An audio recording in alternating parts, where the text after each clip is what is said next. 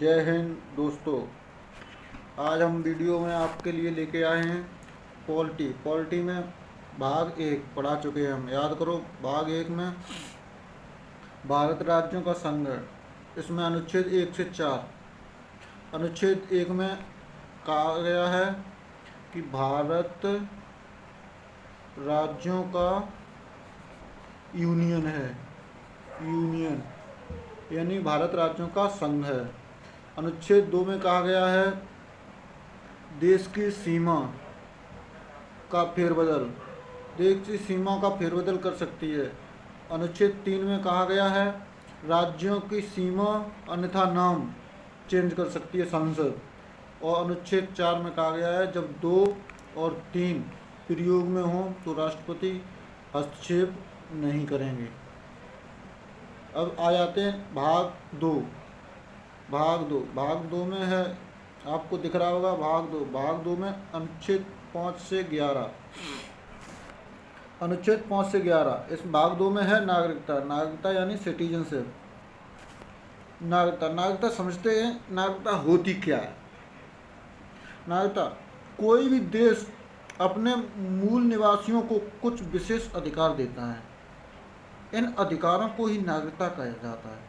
भारत में इकहरी नागरिकता है, अर्थात हम केवल देश के नागरिक हैं, राज्यों के नहीं बल्कि निवासी हैं। भारत के नागरिक ब्रिटेन से लिया गया है, इसको समझते हैं इकहरी नागरिकता। क्योंकि जैसे हम तुम लोग भारत में रहते हैं तो नागरिकता भारत की है। जैसे यूपी में रहते हैं, बिहार में रहते हैं, हरियाणा में रहते हैं, चंडीगढ़ में तो चंडीगढ़, हरियाणा, बिहार, यूपी इनकी नागरिकता नहीं है, यानी निवासी हैं हम लोग। नागरिकता सिर्फ भारत की है। तो इसी प्रकार आगे बढ़ते हैं। नागरिकता का पहला विवरण अरस्तू ने दिया था, जो सिकंदर के गुरु थे अरस्तू और बायोलॉजी के संस्थापक। भारत की नागरिकता 1955 के अधिनियम पर आधारित है। नागरिकता में पहली बार संशोधन 1986 में किया गया था। नागरिकता होने के कारण पैन कार्ड, आधार कार्ड दिया जाता है, जैसे गैर नागरिक को यह सुविधा उपलब्ध नहीं होती। ये तो नागरिकता का समझने का मतलब हो गया, नागरिकता किसे कहते हैं। अब आ जाते हैं अनुच्छेद 5 से 11 अनुच्छेद बताए ना, 5, 6, 7, 8, 9, 10, 11 इसमें 6 अनुच्छेद आते हैं।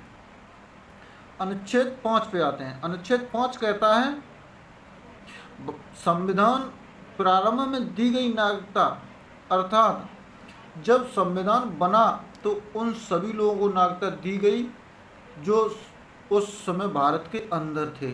अब भैया आपके घर में जो रह रहा है उसे तो खाना भोजन सब कुछ देना ही अधिकारी है। जो भारत में रह रहे थे उनके लिए नागरिकता देना मजबूरी है।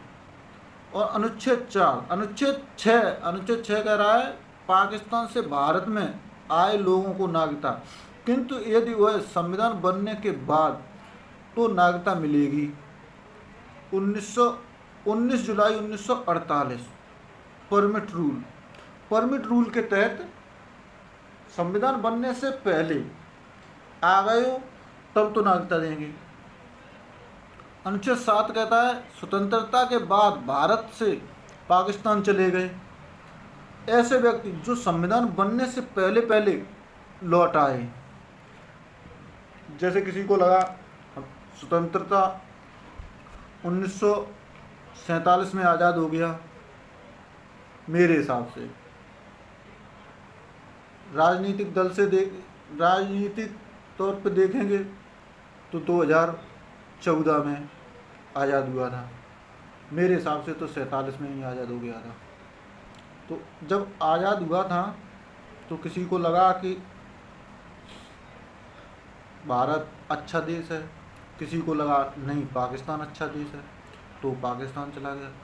तो साथ में कहता है भारत से स्वतंत्रता के बाद भारत से पाकिस्तान चले गए ऐसे लोग जो संविधान बनने से पहले पहले लौट आए। बन गया उसके बाद तो कोई बात ही नहीं है, फिर तो मिलने की रही, फिर ना मिलने वाली। तो पाकिस्तान से लौट आए हैं जो संविधान बनने से पहले, उन्हें नागरिकता देना मेरा फर्ज है। अनुच्छेद 8 कहता है विदेश भ्रमण और नौकरी करने पर भारत की नागरिकता समाप्त नहीं होगी। जैसे NRI, non residence of India, ये NRI क्या होते हैं? जो भारत से विदेश में पढ़ने गया है, भ्रमण करने गया है, नौकरी करने गया है, बस रहने नहीं गया, बसने नहीं गया, तो उसे नागरिकता देना, उसकी नागरिकता समाप्त नहीं होगी। अनुच्छेद 9 कहता है विदेशी नागरिकता लेने पर भारत की नागरिकता समाप्त कर दी जाएगी। कैसे? सटलत गईलो, जैसे ये बिजली का तार है, ये छुटुआ खड़ा है, इसने तार पकड़ लिया तो इसके प्राण चले गए। इसी तरीके से इसे मान लो एक दूसरा देश, इसे मान लो दूसरा देश, इसने जैसे इस देश की नागरिकता ली तो यहाँ से चला गया, बिजली का तार पकड़ा, यहाँ से छुटुआ गायब, बूम। ऐसे ही कहा गया है अनुच्छेद 9 में विदेशी नागरिकता लेने पर भारत की नागरिकता समाप्त कर दी जाएगी, अपने आप कर दी जाएगी। अनुच्छेद 10 कहता है भारतीयों की नागरिकता बनी रहेगी जब तक, कब तक बनी रहेगी? जब तक कोई देश विरोधी काम ना करें।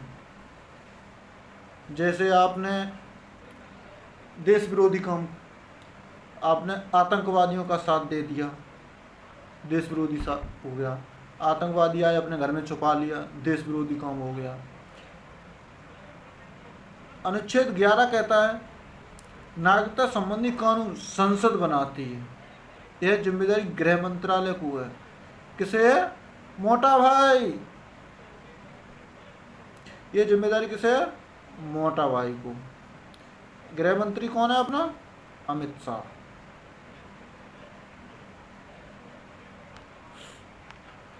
अब आ जाते हैं नागरिकता प्राप्त करने की विधियां। इसमें समझ में आया होगा, जिस किसी को समझ में नहीं आया है वो कमेंट करके बताएगा, और इसके बाद की वीडियो आगे आपको कल लेके आएंगे। जय हिंद, जय भारत। लाइक करो, शेयर करो, कमेंट करो और सब्सक्राइब जरूर करो।